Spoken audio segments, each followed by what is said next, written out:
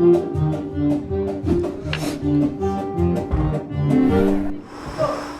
l'idée c'était d'avoir un festival jeune public.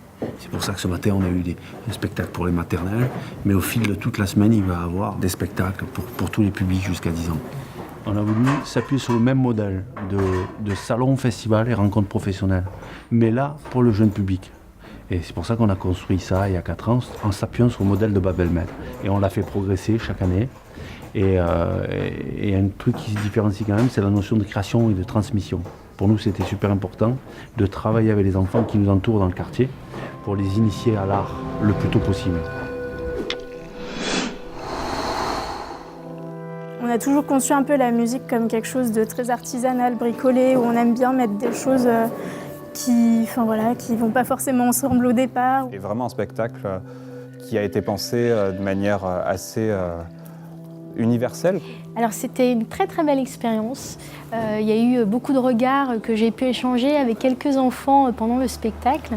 C'est toujours un moment de transmission où je vois les enfants qui sourient, qui s'endorment, qui écoutent. C'est vraiment un pur bonheur. Les choses sérieuses vont commencer. On dit qui passe à l'attaque, qui va attaquer maintenant. Le leader, Nico, on voit que ton bateau vient décaler.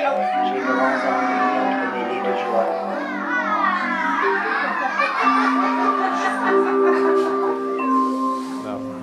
La plupart de notre activité, c'est vraiment de faire des concerts tout public, on va dire. Et donc du coup, on joue vraiment nos morceaux comme on les jouerait avec des grands. On ne s'est pas adapté par rapport à ça. Par contre, sur toute la première partie, il y a clairement un côté pédagogique où on va expliquer les choses et puis nous aussi on parle. Et puis il y a aussi une mise en scène, une mise en lumière. Donc on l'a vraiment fait pour que ce soit un spectacle pour les enfants. Mais pour le coup, la musique reste la même. Là, en l'occurrence, ce matin, c'était tout de suite une espèce d'énergie, dès les premières secondes, dès le premier morceau, une énergie qui nous, du coup, nous porte tout de suite, quoi. Il y a vraiment quelque chose de très, très énergique, très positif, hyper plaisant, en fait.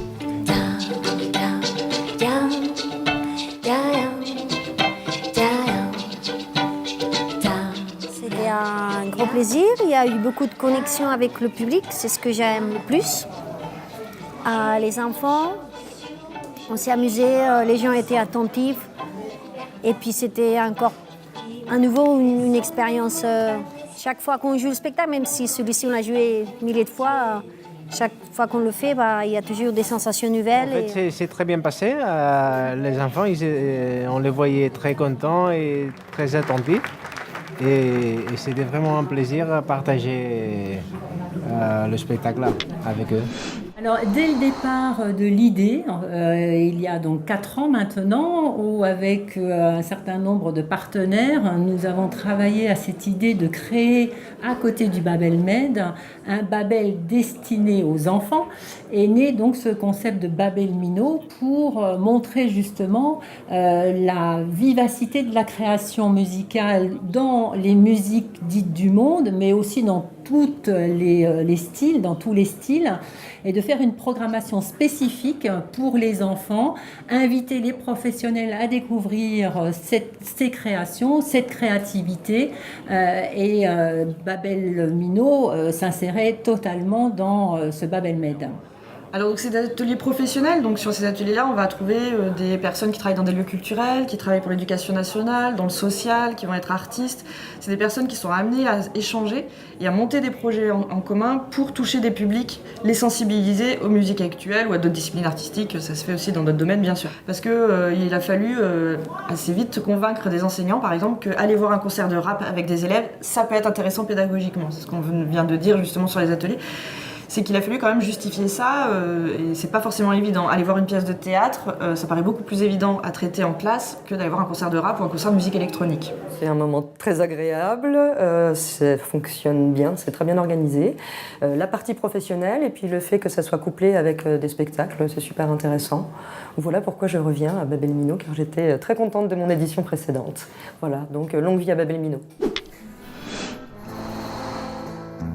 الجزائر تتهول كل نسبة لسدي أول قبالة ورسول la maison blanche à la maison blanche الجزائر تتهول كل ونس فلسطين أول قبالة ورسول à la Maison Blanche à la Maison Blanche tout أخيمة ستيما وينا عم تحاجة ستيلا وين وين السان. Bon, bien sûr, on connaît bien Marseille, on y vient souvent pour jouer, on est déjà joué au Nomade, donc on est bien Mehdi, on commence à se connaître et tout. Puis c'est un projet qu'on a évoqué plusieurs fois. Alors, les autres années, c'était d'autres artistes, et cette année, ils nous ont proposé à nous de participer à ce projet.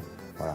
Ben, ça a été vraiment une très belle expérience, déjà de faire connaissance avec eux, de prendre le temps d'avoir quelque chose à partager. C'est l'avantage d'y aller en tant que musicienne, d'intervenir dans l'école, c'est qu'on arrive avec des chansons à partager, quelque chose à mettre en commun sur la table, quoi. Donc, et la musique, c'est fabuleux pour ça, parce qu'une chanson, d'ailleurs on dit dans la vie, quand on dit on connaît la chanson, ça veut dire on connaît la vie, quoi. Et quand on connaît la chanson, on peut faire des tas de choses ensemble. Oui, alors c'est un projet qu'on a monté donc avec le Nomade Café. Donc il s'agit d'un concert avec Moussa Hakim du groupe Zebda. On voit que les élèves sont plus soudés, c'est un projet quand même qui est commun à chaque élève de 2 classes. Donc souvent en semaine, on se retrouve plusieurs fois pour répéter. Finalement, les enfants se connaissent de mieux en mieux entre eux, entre les classes. Là, avec Moussa Hakim, on est encore dans une dimension autre et c'est même impressionnant pour nous, les enseignants, de recevoir ces personnes-là. Mais il y a un contact extraordinaire avec les enfants.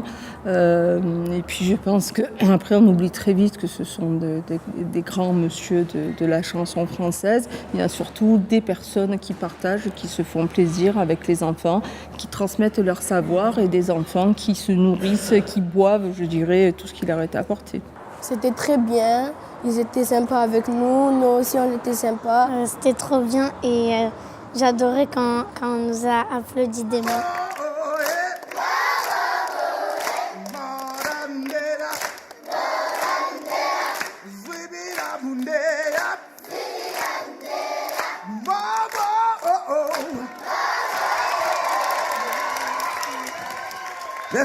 Merci beaucoup, merci pour eux.